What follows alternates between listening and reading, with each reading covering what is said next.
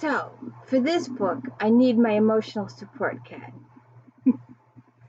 This is a hard book. This is a really hard book. It's the hardest book in the series. And I don't mean that it's hard. Well, all right, I don't mean it's hard like it's difficult to understand. I mean it's hard because Eve goes through hell. Eve, this is the climax of the story. This is the explosion of the story. The absolute explosion.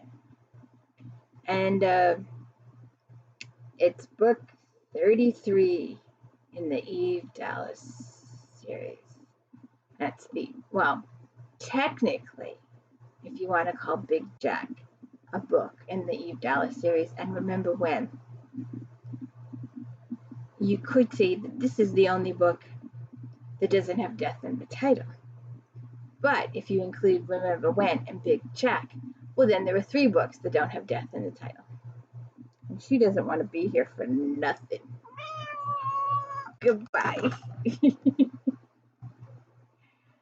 So,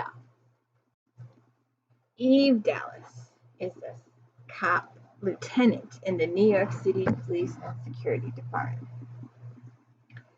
And she was raised in the foster system. She has no she doesn't like social events. She doesn't like parties.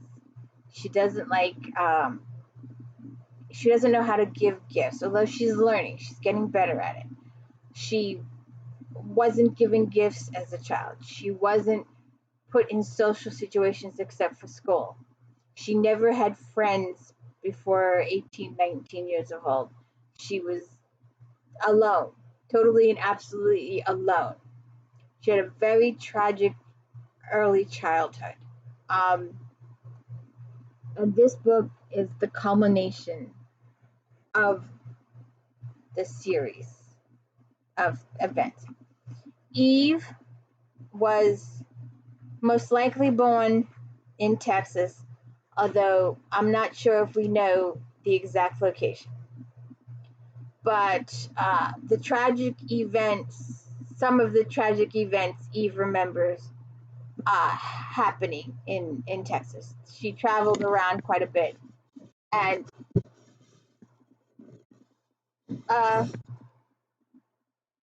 we all like marking my computer. So anyways, so she had a very tragic childhood. She was physically and mentally abused by her parents. Her father used to, after her mother left, and the relationship between her father and the mother was tenuous. I don't think it was a love affair. I think it was more of a business arrangement, I guess. And they were both heavily into drugs. Both her parents were very heavily into drugs. And her father, once her mother left, her father physically and mentally abused her. And she was 6, 7 years old. So there was a lot of things done to her physically, mentally.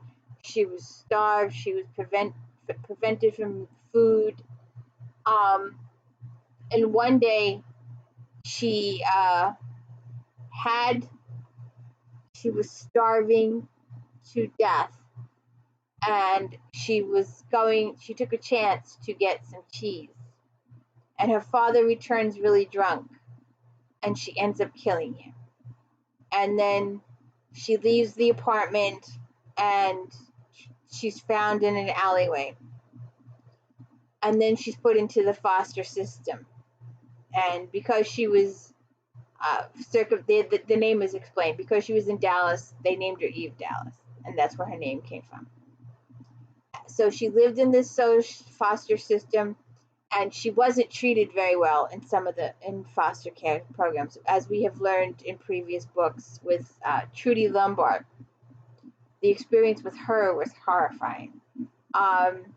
and Trudy learned of what her father did to her, and she used it as punishment and blackmail for Eve. So Eve has had nightmares from book to book to book to book. Series of nightmares, and Rourke's been helping her deal with it, and Mira's been helping her deal with it. And some books, the nightmares are really prevalent, and some books, we don't talk about it. It's put to the side. It's not, you know. But this book is the culmination of that. She's they've investigated heavily. They've discovered that Rourke's father and Eve's father knew each other, and there were some business relationships that were discussed in previous books. But this book is a largely out-of-town book, and it's New York to Dallas. It's J.D. Robb, New York to Dallas. And this is the one book that our beloved characters are in the background. They're not in the foreground. They're in the background. We start off with our beloved characters, but then Eve has to go to Dallas. And she has to deal with a tremendous lot of stuff. Now, it starts off, and we learn a little bit of Eve's past, her beginnings. Oh, you should see this. So we have this lovely cover, right? Ah, the lighting just went. There we go. But you've got to see the inside.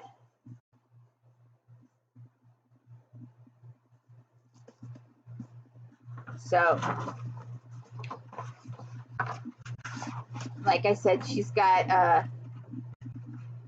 I usually explain all the characters, but because it's mostly out of town, it's, Rourke's her husband, and he's the richest guy in the world, and Somerset is the butler and sort of kind of Rourke's dad.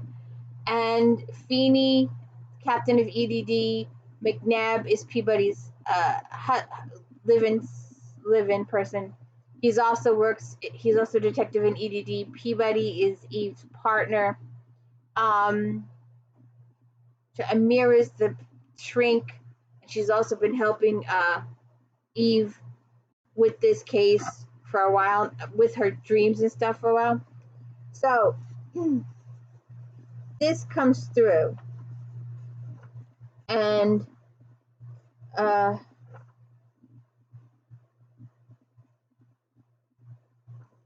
Eve is, it starts off a little on the cute side. Eve has to file some reports, and she put all these conditions in her computer because she knew she'd cop out. So she's fighting with her computer because she's trying to cop out. But then this happens. He came at a stumbling run, a skinny guy she judged as late 20s. He sported a tangle of messy dreads, bags, red shorts, gel flips, a silver lip ring, and a dingy white tank that showed off his tattoo sleeves. Sweat ran down his chin, white face. You're Dallas, Lieutenant Eve Dallas? Homicide? That's right, he burst into tears, loud hiccuping tears. He said, I could only talk to you, had to come to you. He's got her, he's got Julie, he's gonna kill her. If you don't come back with me, he said, an hour, and it took me half to get here. His words rolled on top of each other between sobs and shakes. Eve got out of her chair, shoved him into it. Suck it up and slow down. What's your name? Trey Schuster. Who is he? I don't know. He was just there, in my place, our place. She just moved in last week. Just there when we woke up, and he tied us up. He ate breakfast, and he doesn't matter. You have to come, or he'll kill her. I forgot. I'm supposed to say, there's the bell for round 2. Please, he's got a knife. He's gonna cut her. If you don't come, I've got to anybody else. He said he'd kill her. Where? My place. Our place, I mean. Where's your place, Trey? 258 Murray Street. The address clicked, and with the click came a twist in the guts. Apartment 303? Yeah, he wiped his face. How did you? Stay here, Troy. But stay.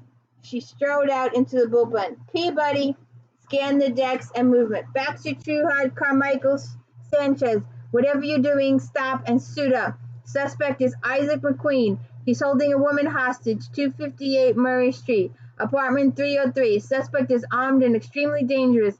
Additional data en route as the suspect is given a time limit on response. Carmichael Sanchez, get the wit from my office. Keep him locked in your vehicle. Peabody with me. Let's move. Isaac McQueen! Peabody scrambled to keep up with Eve's long legs. The collector? He's in Rikers. Life sentence. Check that. He's either out or somebody's posing as him. That was his apartment. That's where he kept all those young girls. So many young girls. He's got the guy's cohab. Eve continued, shoving her way onto the elevator. He sent him to me. Specifically, I took McQueen down in that apartment. With no alert or no notification. Wait, Peabody swiped at her PC. Internal alert buried here. They haven't even informed command. McQueen escaped sometime yesterday, killed one of the nurses in the infirmary, and managed to walk out wearing his uniform and ID. Peabody looked up from her PC. He just walked out. So they handle that situation. And then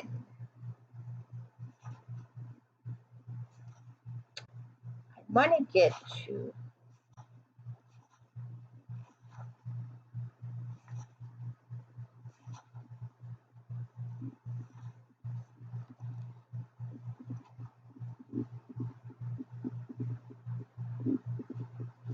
she's getting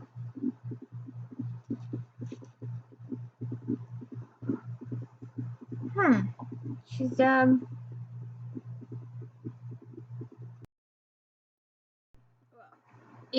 Eve Peabody, her division, Detective Strong, they all get medals for what happened in treachery with the bad cops. But I want to get to the part, and everybody's there, and Eve is so embarrassed. She's very, very embarrassed in social situations. But the book turns, and I just want to get to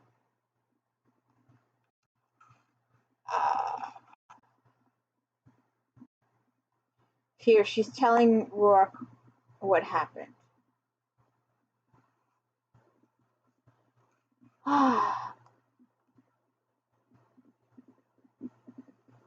Maybe I'm not green now, so I'm realistic and McQueen won't break. Feeney worked him for hours, days. He let me observe. He even brought me into the box briefly, hoping seeing me would shake or just piss off McQueen enough for him to say something. Some mistake, and I'm getting ahead of myself. She realized, I guess I'd better start at the beginning. 12 years, he prompted her, wanting her to talk it out for both of them. You've barely begun. I'm trying to remember me, to see myself. I feel I wanted to be a cop so bad, a good, solid cop, to work my way up to detective. I wanted homicide. That was the goal, homicide detective.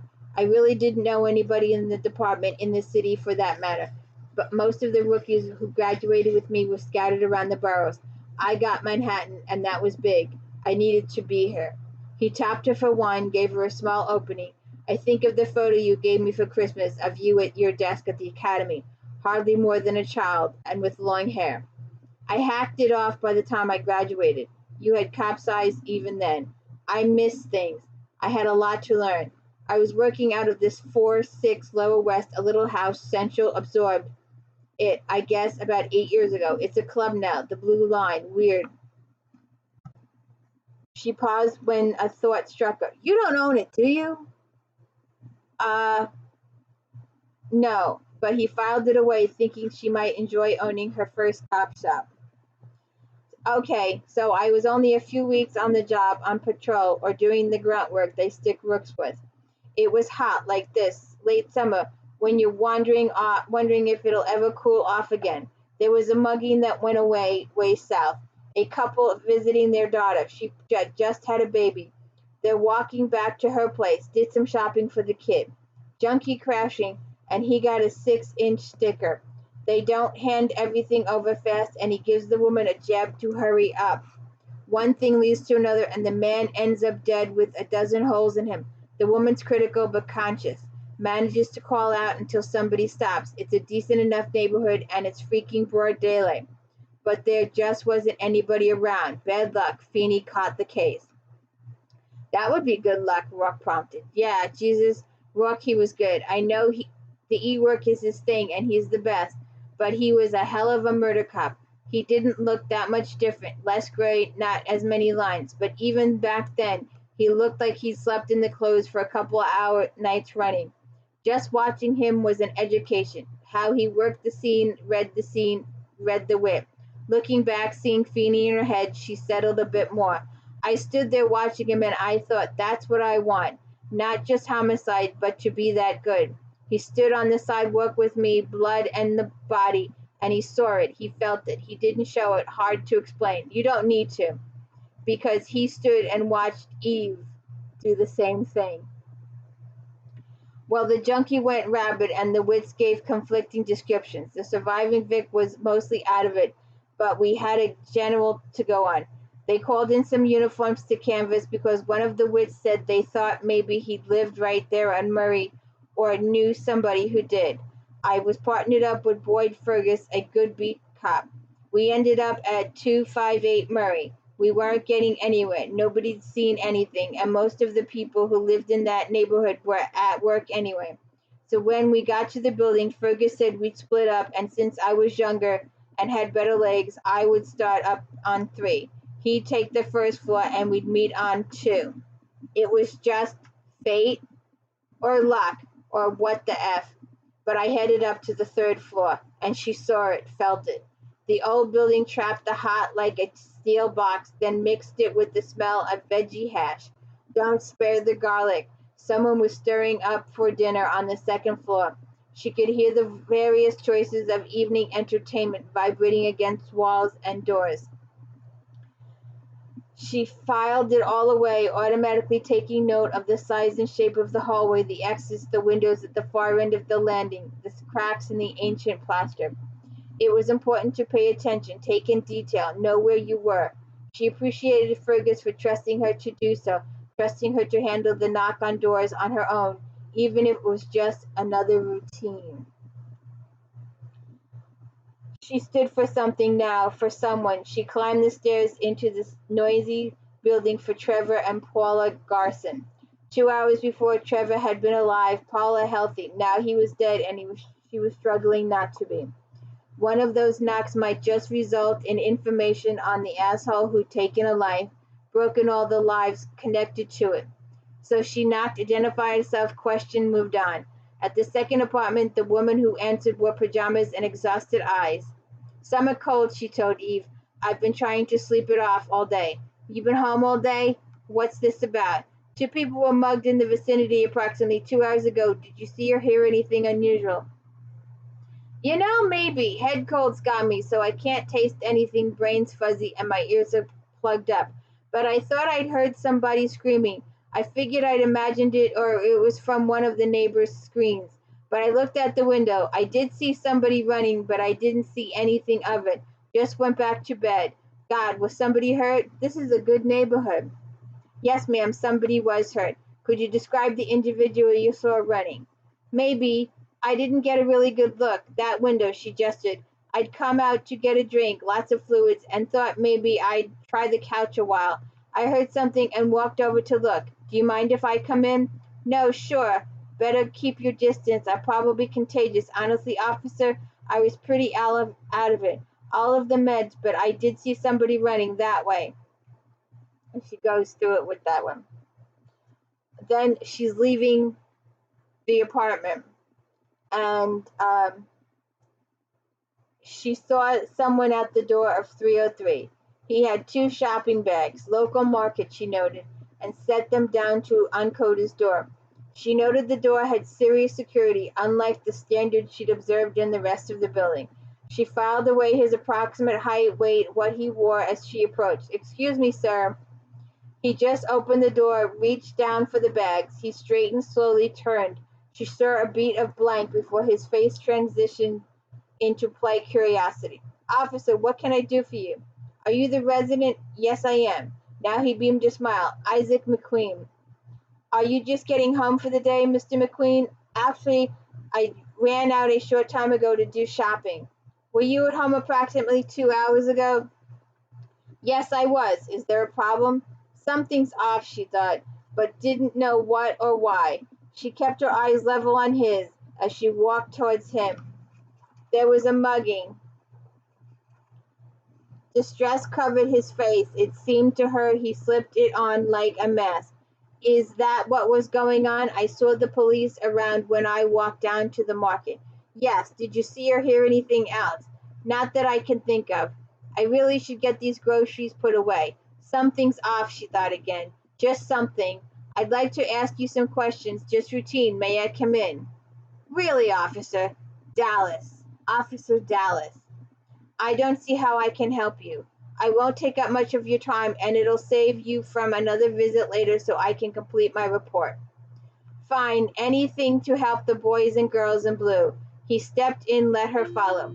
Big space, she thought, nicely furnished, plenty of windows, all privacy screened, and the door in the left hand had a security lock and 2 handbolts. Yeah, something was off. "I need to get my fresh fruits and vegetables in the cooler," he said. "No problem. This is a nice unit, Mr. McQueen. I like it." He carried his bags into the kitchen, began to unload. "Do you live alone?" "At the moment." "Employment?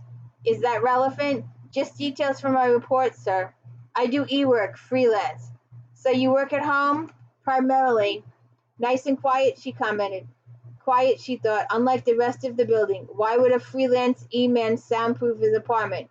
Why would he have a room locked and bolted from the outside? "Were you working 2 hours ago when the incident took place?"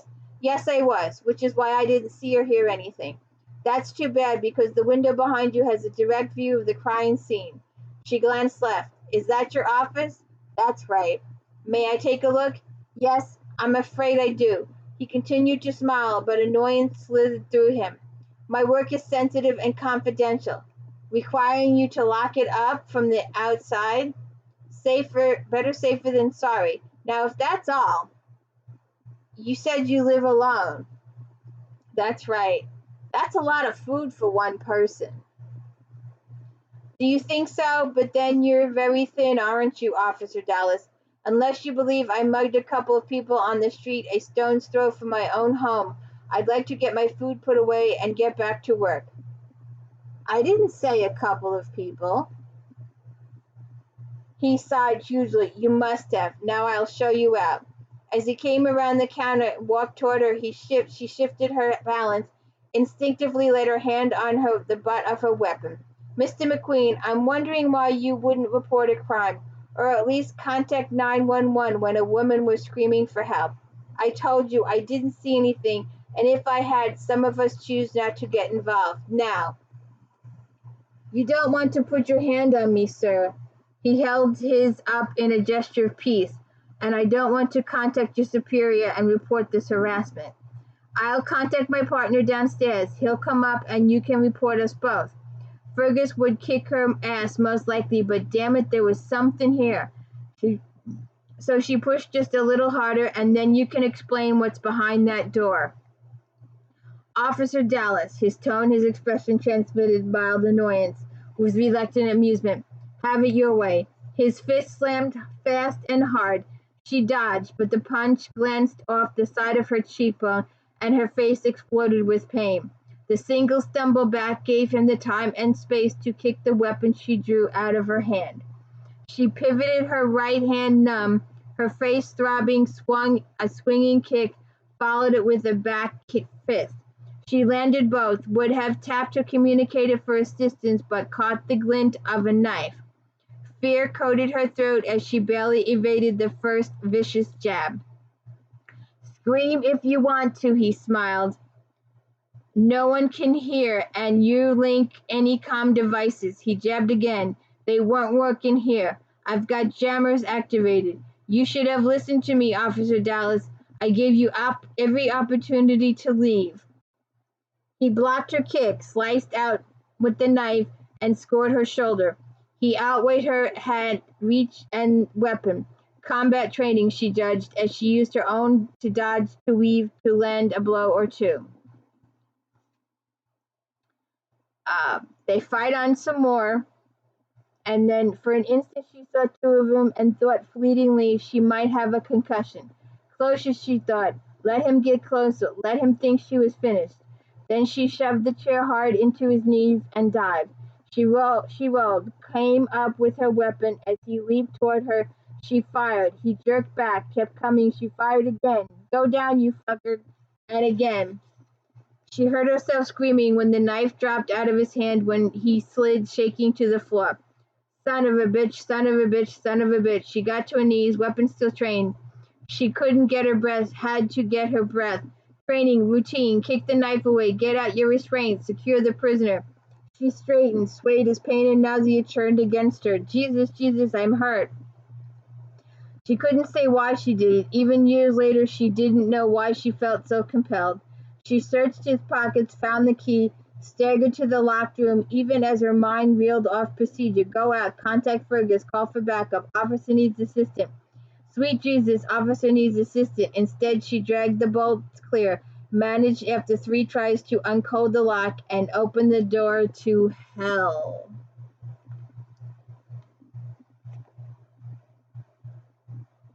There were so many of them. Children, just girls, shackled, naked, covered in bruises, dried blood, God knows what. Most of them were huddled together. Eyes, so many eyes on me.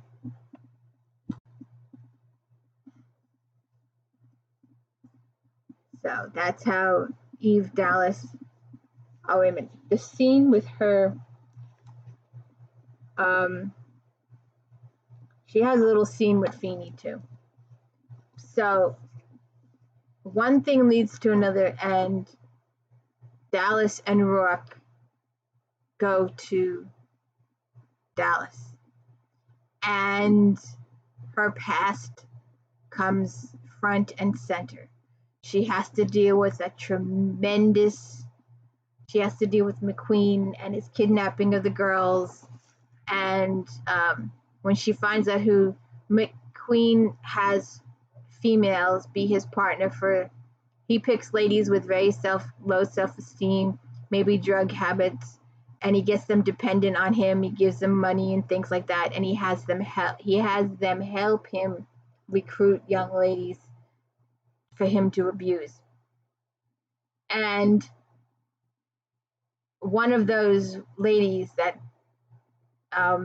he recruits, spoiler, is Eve's mother. And that situation leads to a whole bunch of other situations. And you really need to read the book to find out what happens. It's a really hard book emotionally for Eve to, come here. I have a visitor. It's a really hard book for Eve as she has nightmares. Rourke ends up having Mira fly out, and he brings the cat. She comes with the cat. I love my cat. She's the baby. She's the little girl of the family. You saw Smokey before. That's her older sister. Her older sister, we believe, technically, hypothetically, takes after her dad. Well, Sandy here is the little delicate one that takes after the mother, but they're both girls. But yeah, Rourke has Mira bring the cat to help Eve, because it's a very, very, very traumatic thing for Eve to go through. And this is a very difficult book for Eve. It's a climactic of all the stuff that's happened in the past. So be prepared. It's a very heart-wrenching, emotionally book for Eve. This is one of the hardest things she's had to do, is deal with her past and deal with it huge, big time. So New York to Dallas, it's an extremely good book. It deals with a very touchy situation of Eve's past. So please hit the like and subscribe. Let me know I'm doing a good job. Read to find out what happens in her capturing of McQueen, but more importantly, it resolves or brings to the forefront or a semi-conclusion of Eve's past. It's really hard, but yeah, definitely check it out. It's the only book without, well, like I said, except for Big Jack and Remember When. You are so cute today. Here we go. New York to Dallas. Come here. Come here. I need my emotional support cat. It's a difficult book to get there. You need to have your pet with you as you read it. You really do. Isn't she cute? She got a sandy face. That's why her name is Sandy, because her sandy face. You have a good one. And let's move on with the Eve Dallas series. We're going to read a lighter book. Don't forget Star Trek Fridays, Next Generation. We're doing the Borg. And don't forget Flashback Mondays. I'm going through Romantic Times. Come here. If you gotta sit here, you can come with me. Romantic Times,